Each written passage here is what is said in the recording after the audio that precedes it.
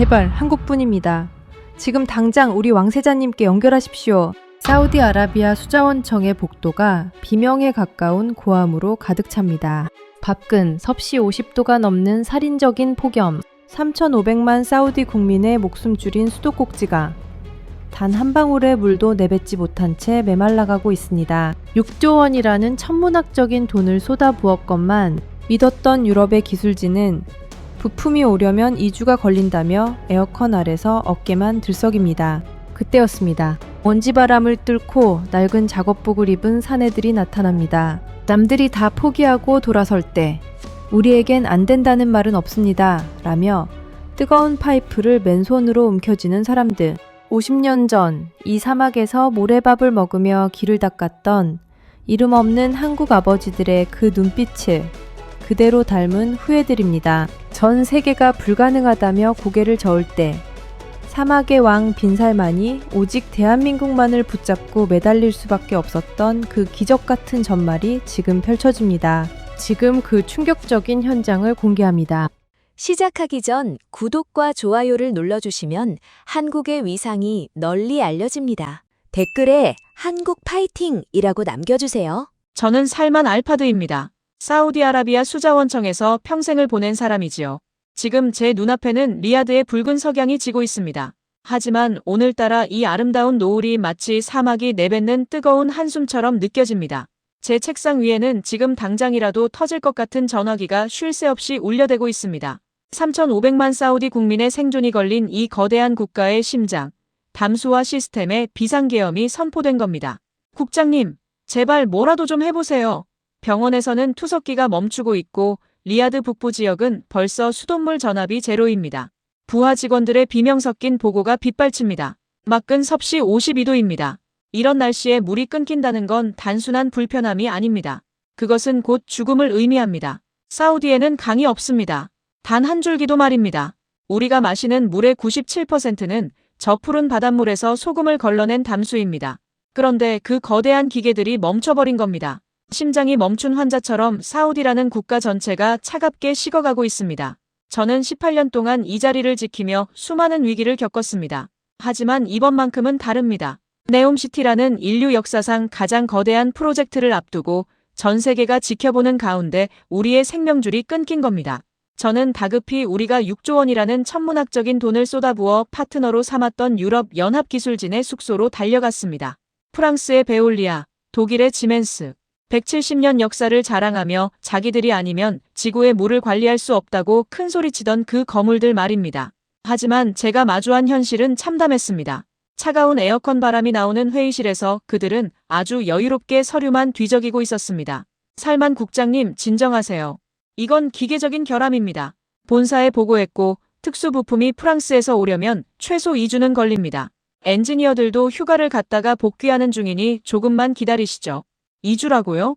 지금 48시간이면 도시 전체가 정지하는데 그들은 마치 남의 집 불 구경하듯 매뉴얼 타령만 하고 있습니다. 기다려라. 절차대로 하라. 그들에게 이 사막은 그저 돈을 벌어가는 사업장일 뿐 이곳에 사는 사람들의 목숨은 데이터상의 숫자에 불과했던 겁니다. 6조 원이라는 돈을 주며 믿었던 도끼에 제 발등이 아니라 3,500만 국민의 목이 날아갈 판이었습니다. 저는 절망했습니다. 분노를 넘어선 무력감이 온몸을 휘감았습니다. 세상의 모든 기술은 유럽에 있다고 믿었던 제 평생의 확신이 모래성처럼 허물어지는 순간이었습니다. 그때였습니다. 제 보좌관이자 한국 카이스트에서 공부하고 돌아온 젊은 엔지니어 카림이 제 옷소매를 다급히 잡아당겼습니다. 국장님, 이럴 때가 아닙니다. 지금 바로 연락해야 할 사람들이 있습니다. 누구란 말인가? 미국도 독일도 다 손을 들었는데 한국입니다. 대한민국 두산 에너빌리티 팀입니다. 그들이라면 다를 겁니다. 한국이라고요? 제 머릿속에 한국은 그저 휴대폰 잘 만들고 가전제품 세련되게 만드는 나라였습니다.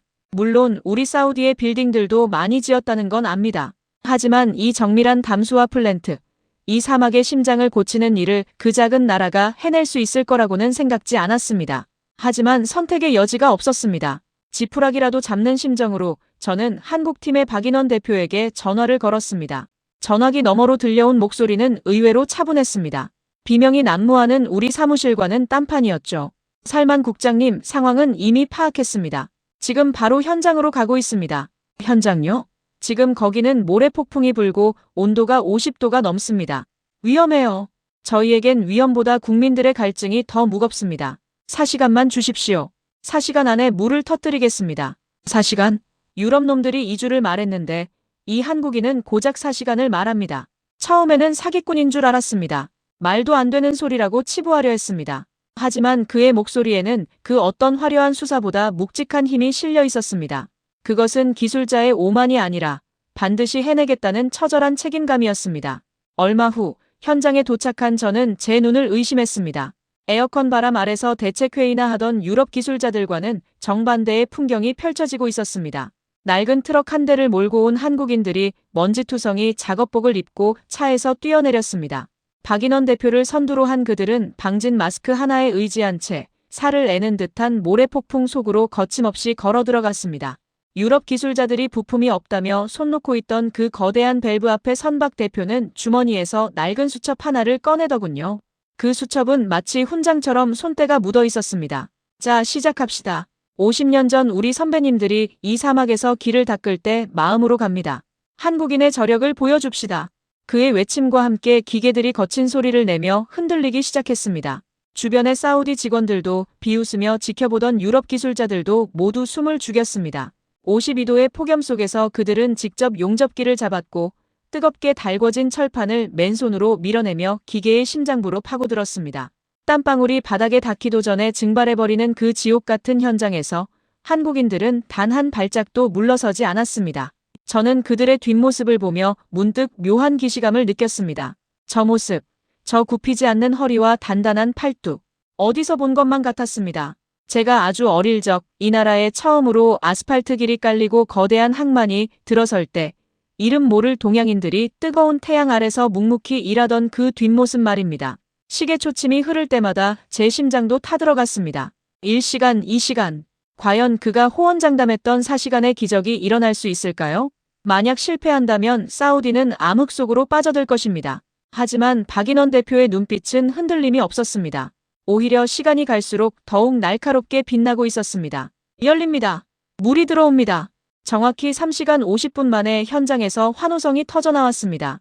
굳게 닫혀있던 파이프가 진동하며 차가운 생명수가 사우디의 대동맥을 타고 흐르기 시작한 겁니다. 유럽의 거물들이 2주를 말하며 포기했던 그 절망을 한국인들은 고작 4시간 만에 기적으로 바꿔놓았습니다. 저는 그 자리에서 주저앉아 엉엉 울고 말았습니다. 6조 원의 돈으로도 살 수 없었던 건 기술이 아니라 바로 저들의 진심이었다는 것을 이제야 깨달았기 때문입니다. 박인원 대표는 먼지를 털어내며 제게 다가와 투박한 손을 내밀었습니다. 국장님, 늦지 않아서 다행입니다. 우리 한국인들은 약속은 반드시 지킵니다. 그의 손은 거칠고 갈라져 있었습니다. 하지만 그 어떤 부자의 손보다 따뜻하고 단단했습니다. 그 손을 맞잡는 순간 저는 알 수 있었습니다.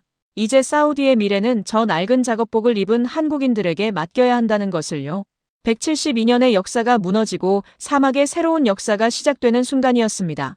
그 뜨거운 물줄기가 다시 흐르기 시작했을 때 현장의 정적을 깬 것은 환호성이 아니라 깊은 탄식이었습니다.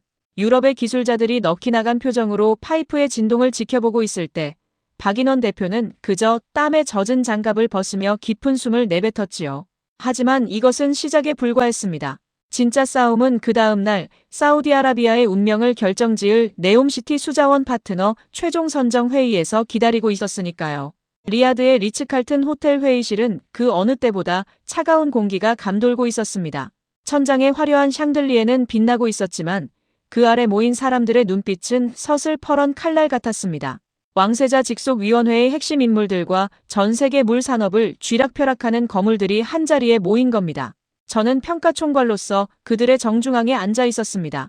제 왼쪽에는 어제 현장에서 무기력한 모습을 보였던 베올리아의 마르틴 브리거 부사장이 앉아 있었습니다. 그는 어제의 굴욕을 서력하려는 듯 더 완벽하게 다듬어진 맞춤 정장을 입고 오만한 미소를 짓고 있더군요. 반면 제 오른쪽 끝에는 어제 사막의 먼지를 뒤집어 썼던 한국의 박인원 대표가 앉아 있었습니다. 어제와 같은 수수한 양복, 그리고 그 앞에는 화려한 브로슈어 대신 낡은 서류 가방 하나가 놓여 있었죠.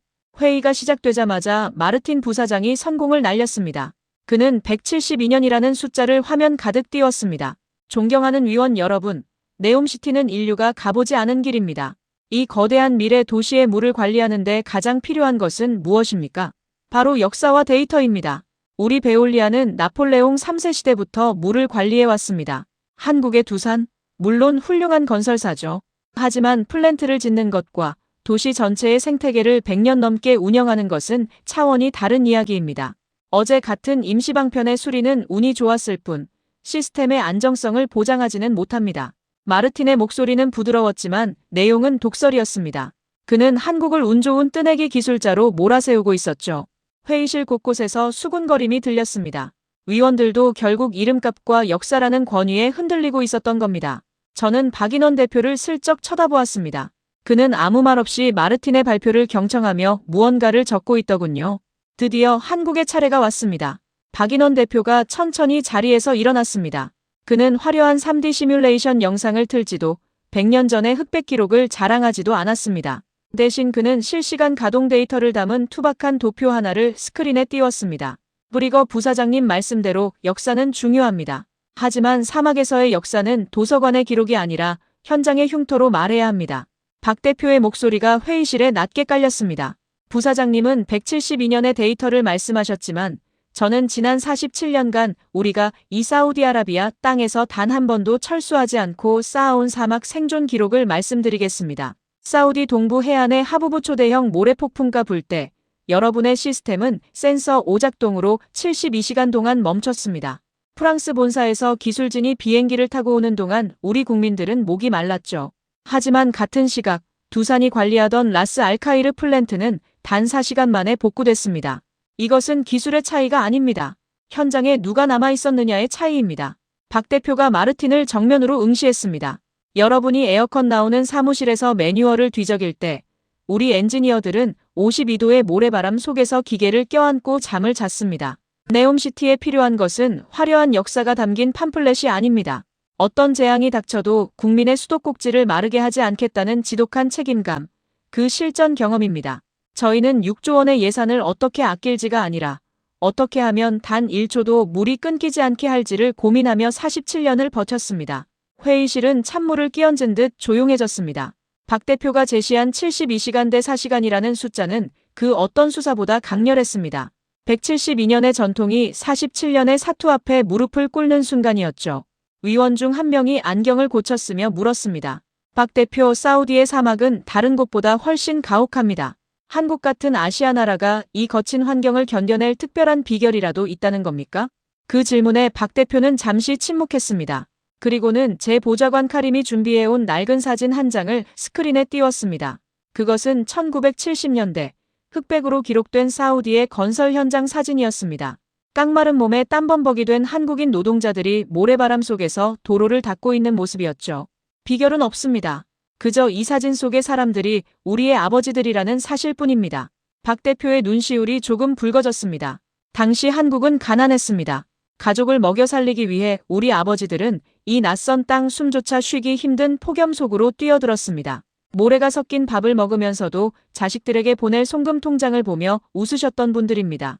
그분들이 닦아놓은 이 사막의 길 위에 이제 그 아들들이 와서 생명수를 터뜨리고 있는 겁니다.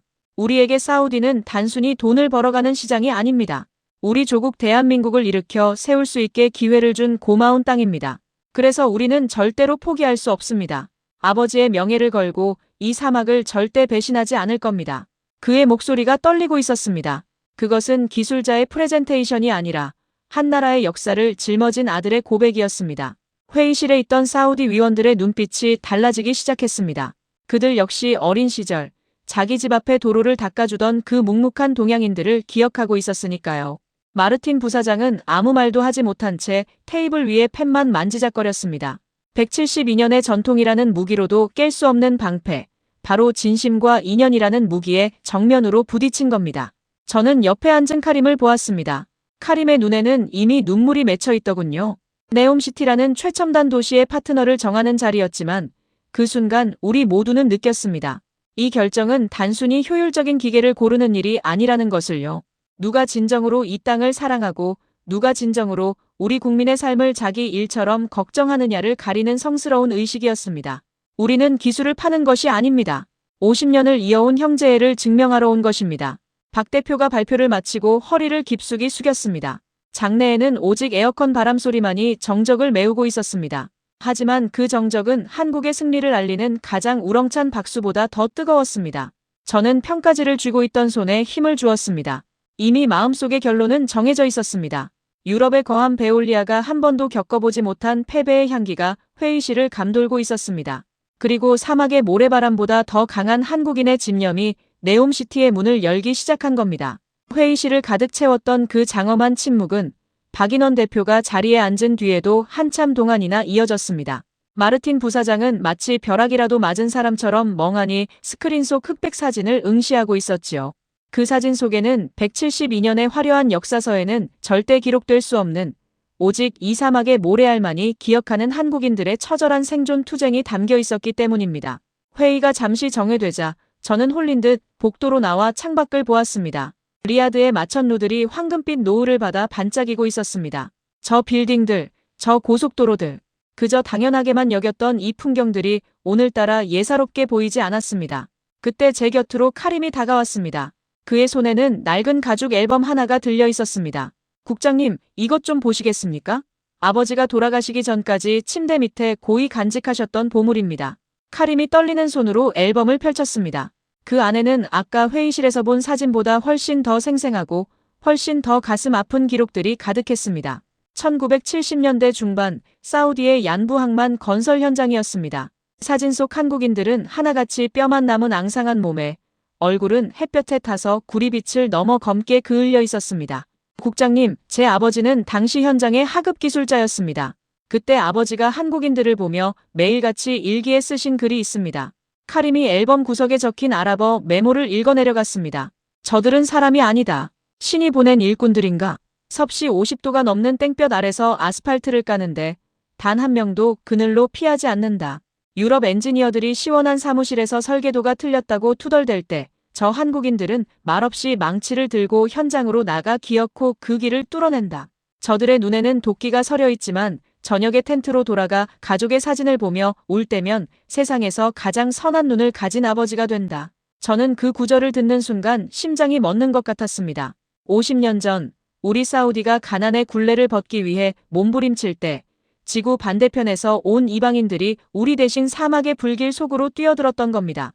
그들이 흘린 것은 단순히 땀이 아니었습니다. 그것은 한 나라를 일으키겠다는 절박함이었고 자식들에게만큼은 가난을 물려주지 않겠다는 위대한 사랑이었습니다. 국장님, 놀라운 사실은 그 다음입니다. 카림이 앨범의 마지막 장을 넘겼습니다. 거기에는 최근에 찍은 것으로 보이는 세련된 컬러 사진 한 장이 붙어 있었습니다. 두산 에너빌리티의 로고가 선명한 최신형 해수 담수화 플랜트 앞에서 환하게 웃고 있는 젊은 한국인 엔지니어들의 모습이었습니다. 이 젊은이들 중 한 명이 바로 아까 발표했던 박인원 대표의 막내 아들입니다. 50년 전 할아버지가 이 사막에서 삽을 들고 길을 닦았고 아버지가 그 길 위에 공장을 세웠으며 이제 아들이 그 공장의 심장을 돌리고 있는 겁니다. 3대에 걸친 인연. 국장님, 세상에 이런 파트너가 또 어디 있겠습니까? 유럽 회사들은 돈이 안 되면 언제든 떠나겠지만 이 사람들은 이곳이 자기 아버지들의 피땀이 서린 성지라고 생각합니다. 카림의 목소리가 격양되었습니다. 저는 그 순간 깨달았습니다. 왜 어제 그 지옥 같은 폭염 속에서도 한국 엔지니어들이 단 4시간 만에 물을 터뜨릴 수 있었는지 말입니다. 그들에게 그 파이프는 단순한 쇠붙이가 아니었습니다. 50년 전 할아버지가 맨손으로 만졌던 그 쇳덩이의 연장선이었고 자신들의 뿌리를 증명하는 생명의 통로였던 겁니다. 회의가 다시 시작되었습니다. 장내의 공기는 이미 한쪽으로 급격히 기울어 있었습니다. 마지막 발언권을 얻은 마르틴 부사장은 여전히 권위를 되찾으려 애쓰고 있었지요. 좋습니다. 한국의 헌신은 인정합니다. 하지만 감정은 감정이고 기술은 기술입니다. 네옴시티에 들어갈 인공지능 기반의 수처리 알고리즘, 0.001미크론까지 걸러내는 나노 멤브레인 기술. 이런 최첨단 영역에서 한국이 유럽을 앞설 수 있다고 보십니까? 우리는 기술의 정점에 서 있습니다. 마르틴의 마지막 발악이었습니다. 하지만 박인원 대표는 이번에도 당황하지 않았습니다. 그는 조용히 노트북을 열어 네옴시티의 설계도면 하나를 띄웠습니다. 그런데 그 도면 위에 겹쳐진 것은 뜻밖에도 사우디의 지질 지도와 과거 50년간의 기상 통계였습니다. 부사장님, 기술은 실험실에서 완성되지만 성능은 현장에서 증명됩니다. 당신들이 자랑하는 그 예민한 나노 센서들, 사우디의 미세한 모래가루 한 번이면 먹통이 됩니다. 하지만 우리는 지난 47년간 이 땅의 모래가 계절마다 어떻게 변하는지, 어느 시간대에 습도가 가장 높은지, 기계가 가장 힘들어하는 온도가 몇 도인지 전 세계에서 가장 방대한 데이터를 가지고 있습니다. 박 대표가 키보드를 두드리자 복잡한 알고리즘이 화면을 메웠습니다. 우리는 유럽의 기술을 그대로 가져오지 않았습니다. 사우디 사막에 최적화된 K-담수화 시스템을 새로 만들었습니다. 이 알고리즘 안에는 50년 전 우리 아버님들이 모래 폭풍 속에서 직접 몸으로 겪으며 기록한 지혜가 녹아 있습니다. 가장 최첨단의 기술이 가장 가혹한 현장을 만났을 때 누가 끝까지 버틸 수 있을까요? 172년의 역사는 도서관에 있지만 우리의 47년은 이 사막의 심장 속에 살아 숨쉬고 있습니다. 회의실 곳곳에서 감탄사가 터져나왔습니다. 마르틴 부사장이 말하던 첨단을 한국은 이미 현장이라는 용광로에 녹여내어 사우디에 딱 맞는 맞춤형 기적으로 진화시켜 놓았던 겁니다. 6조 원이라는 예산이 아깝지 않은, 아니 그 이상의 가치를 지닌 진짜 실력이 눈앞에서 증명되었습니다. 저는 평가서의 마지막 칸에 펜을 가져갔습니다. 거기는 신뢰도라는 항목이었습니다. 유럽의 베올리아 옆에는 비즈니스 파트너라고 적었지만 대한민국의 두산 옆에는 저도 모르게 이렇게 적었습니다. 우리의 생명을 맡길 수 있는 형제. 왕세자 직속위원회 위원장인 압둘라 왕자가 천천히 고개를 끄덕였습니다. 그는 박인원 대표를 향해 인사를 건넸습니다. 박 대표, 당신의 아버지가 깔아놓은 고속도로를 타고 오늘 제가 이 회의장에 왔습니다. 그리고 이제 당신이 만들어줄 물을 우리 아이들이 마시게 되겠군요. 사우디는 은혜를 잊지 않는 나라입니다. 당신들이 이 땅에 쏟은 땀방울이 헛되지 않았음을 결과로 보여드리겠습니다. 그 선언과 함께 장내의 모든 위원들이 일제히 자리에서 일어나 박수를 보내기 시작했습니다. 그것은 단순히 한 기업의 수주를 축하하는 박수가 아니었습니다.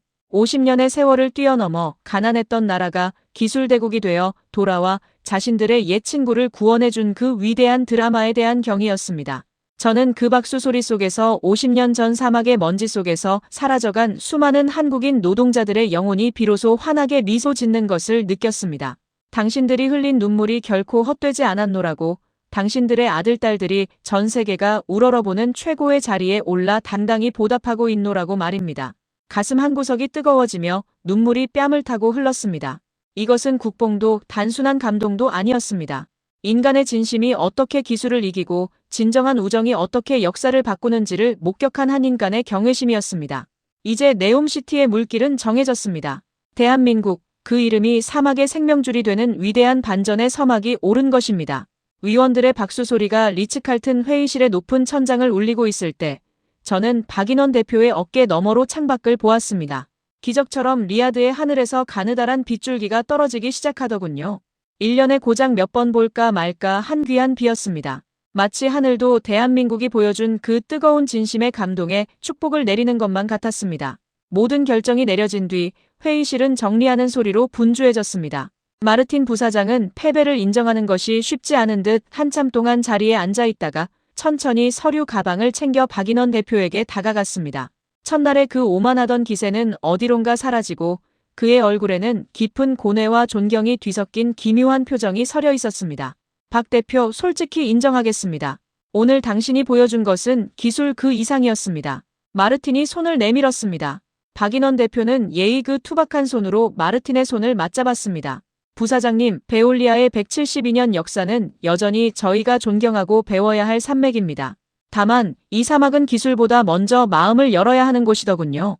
저희는 그저 이곳을 고향이라 생각했을 뿐입니다. 박 대표의 겸손한 대답에 마르틴은 쓴웃음을 지으며 고개를 끄덕였습니다. 그는 비로소 깨달은 겁니다. 69개국에서 수조 원의 매출을 올리는 거대 기업의 매뉴얼보다 50년 전 아버지의 땀방울이 서린 땅을 지키겠다는 아들의 사명감이 훨씬 더 강력한 추진력이 된다는 사실을 말입니다.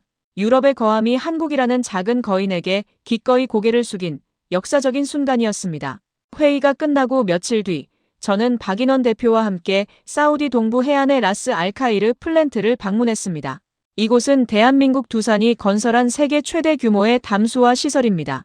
거대한 파이프라인이 지평선 끝까지 뻗어 있고 그 안으로 집채만 한 바닷물이 쉴 새 없이 빨려 들어가고 있었습니다. 기계의 웅장한 가동 소리는 마치 거대한 심장이 뛰는 소리처럼 들렸습니다. 살만 국장님, 저 파이프를 보십시오. 저게 바로 우리 아버지들의 혈관입니다. 박 대표가 가리킨 곳에는 수많은 한국인 엔지니어와 사우디 현지 직원들이 한 팀이 되어 일하고 있었습니다. 50도에 육박하는 열기 속에서도 그들은 서로의 땀을 닦아주며 웃음을 나누고 있었죠. 그 광경을 보며 저는 가슴이 뭉클해졌습니다. 50년 전 헐벗은 차림으로 모래바람을 뚫고 길을 닦던 한국인 노동자들의 모습이 지금의 최첨단 엔지니어들과 겹쳐 보였기 때문입니다.